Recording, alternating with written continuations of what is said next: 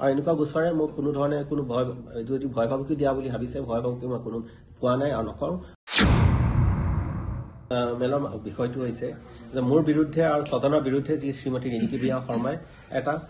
মানহানি গোচৰ তৰিছে আৰু সেই মানহানি গোচৰত হৈছে যোনটো জখলাবন্ধা পথ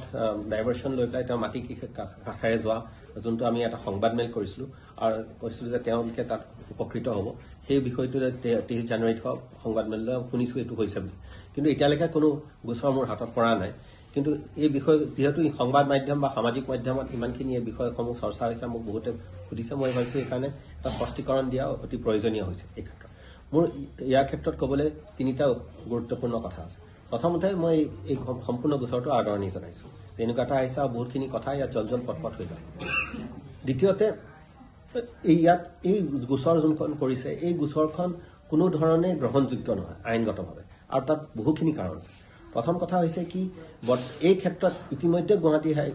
হাইকোৰ্টত এখন PIL বিচাৰাধীন হৈ আছে পেণ্ডিং হৈ আছে সেই PILখন পেণ্ডিং হৈ থকা অৱস্থাত সেই বিষয়সমূহ যদি এটা প্ৰেছ কনফাৰেন্সত কোৱা হয় সেইখিনি কেতিয়াও তাত মানহানি হোৱাৰ প্ৰশ্নই নুঠে দ্বিতীয়তে এই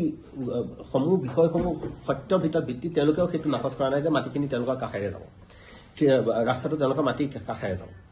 তৃতীয়তে ইয়াত আৰু এটা গুৰুত্বপূৰ্ণ কথা হৈছে যে এই যে যোনটো অভিযুক্ত কৰিছে শ্ৰীমতী মিনু লস্কৰ আৰু শ্ৰীমতী মিনু শইকীয়া আৰু শ্ৰী প্ৰদীপ লস্কৰ তেওঁলোকে ইতিমধ্যে PILখন যোনখন গুৱাহাটী হাইকোৰ্টত বিচাৰাধীন হৈ আছে তাত তেওঁলোকে আবেদনকাৰী হয় আৰু এই ক্ষেত্ৰত ৰায় আছে সুপ্ৰিম কোৰ্ট আৰু হাইকোৰ্টৰ যে য'ত তেওঁলোকে আবেদনকাৰী হয় আৰু শ্ৰীমতী ৰিণিকী বিয়াক ৰেছপণ্ডেণ্ট বনোৱা হৈছে ৰেছপণ্ডেণ্ট নম্বৰ 9 তাত তেওঁলোকে যদি কোনো এটা পাৰ্টীয়ে বেলেগ এজন পাৰ্টীৰ বিৰুদ্ধে কিবা চিঠিও লিখে বা কিবা গোচৰ কৰে ভয় ভাবুকি দিয়ে যে তেওঁলোকে নিজৰ PIL বা সেইখন তেওঁলোকে বেছি পৰচিউ নকৰে তেতিয়া সেইটো এটা ক্ৰিমিনেল কণ্টেম্প্ট অফ কোৰ্ট মানা গৈছে আৰু এই ক্ষেত্ৰত বহুতখিনি ৰায়ো আছে সুপ্ৰিম কোৰ্টৰ আৰু তাত মানে কোনো তাত এই বিষয়লৈ কোনো হেৰি নাই মানে বিবাদ নাই আৰু এটা ইয়াত গুৰুত্বপূৰ্ণ কথা হৈছে যে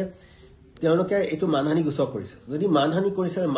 মান থাকিলে হানি হয় তাৰমানে তেওঁলোকে প্ৰথমতে প্ৰমাণ কৰিব লাগিব যে এটা সন্মান আছে তাত তেতিয়া হানি হ'ব আৰু এইকাৰণে তেওঁ সাক্ষী দিব লাগিব আৰু সাক্ষী দিলে আমিও তেতিয়া জেৰা কৰিবলৈ এটা সুযোগ পাম আৰু সেই জেৰা কৰাৰ সুযোগত ইতিমধ্যে তেওঁ আৰু তেওঁৰ স্বামীৰ বিৰুদ্ধে যোৱা 15-20 বছৰ যোৱা ৰাজহুৱা ক্ষেত্ৰত বহুতখিনি অভিযোগ আছে দুৰ্নীতিৰ ক্ষেত্ৰত যদি ভূমিহীনৰ নামত মাটি আবণ্টন কৰি তেওঁলোকৰ কোম্পানীলৈ ট্ৰান্সফাৰ কৰা কাঞ্চনজুৰিত তেওঁলোকৰ এলিফেণ্ট কৰিডৰ ধৰক বন্ধ কৰি পেলাই তেওঁ নিজৰ বিলাসী ৰিচৰ্টখন তাতে পাতিছে তাৰপিছত ধৰক কোটি কোটি টকা চৰকাৰী বিজ্ঞাপন যি তেওঁৰ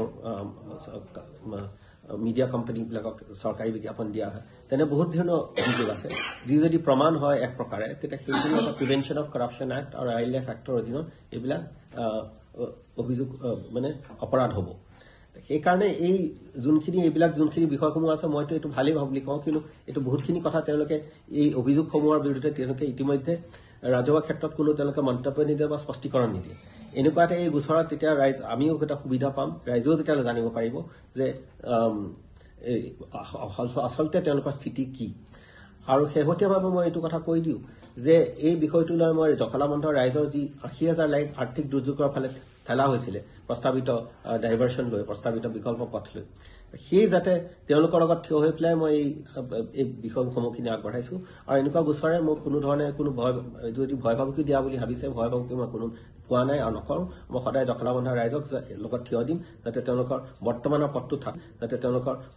পথটো থাকক আৰু তেওঁলোকে আৰ্থিকভাৱে তেওঁলোকে নিজৰ যেনেকৈ স্বাভিমান স্বৰূপে তেওঁলোকৰ জীৱিকা চলাই আছে তেনেকৈ চলি থাকে আৰু শেহতীয়াভাৱে মই আৰু এটা কথা কৈ দিওঁ যে শ্ৰীমতী ভূঞা আৰু শ্ৰী হিমন্ত বিশ্ব শৰ্মাৰ লগত মই 15-20 বছৰৰ পৰা চিনাকি আছে মোৰ তেওঁলোকৰ